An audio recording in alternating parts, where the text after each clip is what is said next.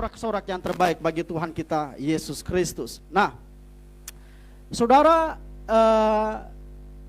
saya percaya bahwa hari-hari ini mujizat Tuhan tetap bekerja dalam kehidupan saudara dan saya. Saudara percaya mujizat Tuhan masih terus terjadi? Mungkin kita akan berkata, Pak, kalau mujizat Tuhan masih terus terjadi, kenapa COVID ini tidak pernah berhenti-berhenti? Kalau mujizat Tuhan terjadi masih ada, kenapa saya masih sakit? Kenapa saya belum sembuh-sembuh?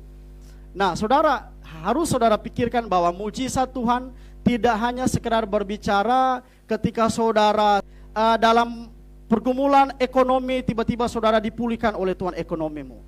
Mujizat juga berbicara tentang kalau hari ini saudara dalam pergumulan namun saudara masih setia kepada Tuhan. Bagi saya itu juga mujizat. Amin. Karena tidak mudah seseorang yang masih dalam pergumulan tapi dia tetap setia beribadah kepada Tuhan. Itu mujizat, saudara. Jadi mujizat bukan sekedar berbicara tentang bagaimana saudara sembuh dari sakit penyakit.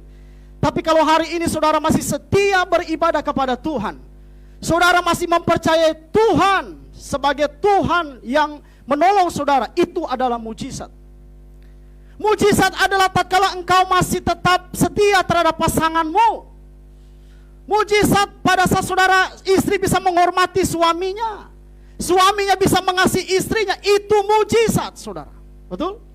Bagaimana saudara bisa menghormati suamimu pada saat suamimu dalam keadaan kekurangan, dalam keadaan sakit. Bagi wanita-wanita yang lain, kalau suami sudah dalam keadaan sakit, dalam keadaan kekurangan, kasih tinggal saja. Tapi kalau hari ini engkau sebagai istri masih bisa hormat kepada suamimu, meskipun suamimu tidak punya apa-apa, itu mujizat. Amin. Demikian sebaliknya, seorang suami masih bisa mengasihi istrinya. Orang tua yang masih mengasihi anak, anak masih bisa mengasihi orang tua. Bagi saya itu juga mujizat. Ada amin, saudara. Hari ini juga Anda masih bisa bernafas, tangan kananmu bisa diangkat, itu juga mujizat.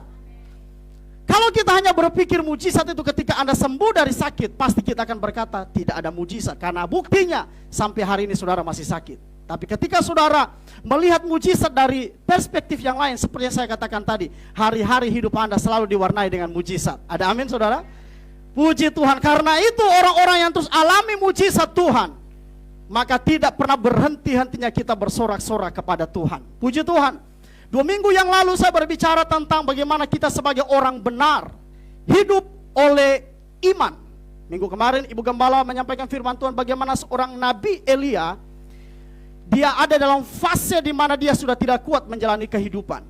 Hampir dia memutuskan untuk bunuh diri, saudara. Karena tekanan, himpitan yang luar biasa.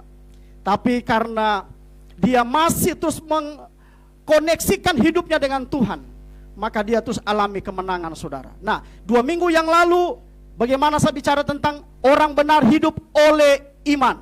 Amin. Orang benar itu seperti apa saya sudah jelaskan. Nah, yang menjadi catatan penting juga hari ini saya akan bagi kembali. Jadi tema khotbah hari ini masih tentang orang benar hidup oleh iman. Yang menjadi catatan penting begini, saudara. Saya jelaskan 2 minggu yang lalu bahwa iman itu bagaimana kita percaya dan mempercayakan sepenuhnya hidup kita kepada Tuhan. Iman tidak serta-merta memaksa Tuhan mengikuti kemauan kita. Setuju? Kadang-kala kan kita begini, saya beriman begini, saya beriman begitu, saya beriman begini. Tanpa sengaja kita sementara beriman, tetapi iman kita adalah memaksakan Tuhan ikut kehendak kita. Nah, iman yang sebenarnya juga adalah bagaimana kita membiarkan kita mengikuti kehendak Tuhan. Bukan semata-mata Tuhan, kita paksa Tuhan ikuti kehendak kita. Iman bukan Tuhan mau ikuti maunya kita, tapi kita yang ikuti maunya Tuhan. Iman juga berbicara bukan kita mengharapkan yang terbaik dari Tuhan, tapi iman berbicara bagaimana kita memberi yang terbaik kepada Tuhan. Amin. Tadi pagi saya membaca dalam Ibrani pasal 11 ayat yang keempat, karena iman Habel telah mempersembahkan kepada Allah korban yang lebih baik daripada korban Kain. Nah, setelah saya membaca ayat ini, saya pada kesimpulan begini, ternyata iman bukan hanya sekedar kita mengharapkan yang terbaik dari Tuhan terjadi dalam hidupmu, tetapi iman adalah bagaimana kita memberi yang terbaik kepada Tuhan. Karena terbukti dalam pembacaan Ibrani 11 ayat 4, Habel mempersembahkan kepada Allah korban yang lebih baik. Berarti iman Bukan cuma kita mengharapkan yang terbaik terjadi, yang terbaik dari Tuhan terjadi atas saya, tapi yang terbaik dari hidupmu diberi untuk Tuhan. Ada amin, saudara?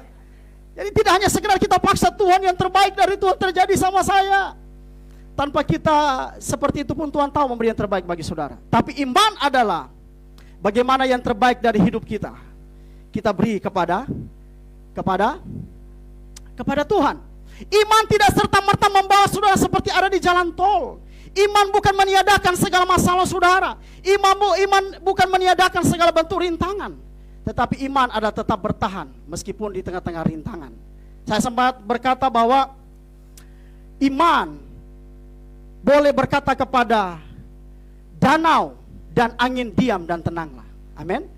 Tetapi iman juga bisa berkata kepada hati kita tetap tenang meskipun danau dan angin tetap bergelora. Ada amin, saudara.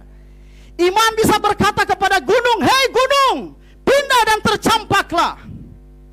Tapi iman juga tetap mempercayai Tuhan meskipun gunung tidak pindah dan tercampak. Amin. Halo, ada amin, saudara? Kita mungkin punya iman berkata, hei gunung, pindah dan tercampaklah. Tetapi ketahuilah, iman juga akan membawa Anda tetap percaya kepada Tuhan meskipun gunung yang saudara suruh pindah itu tidak pernah pindah. Amin. Ya jangan setelah saudara bilang, hei gunung pindah, saya beriman gunung pindah, gunung tidak pindah, Anda tidak beriman. Tetap percaya kepada Tuhan.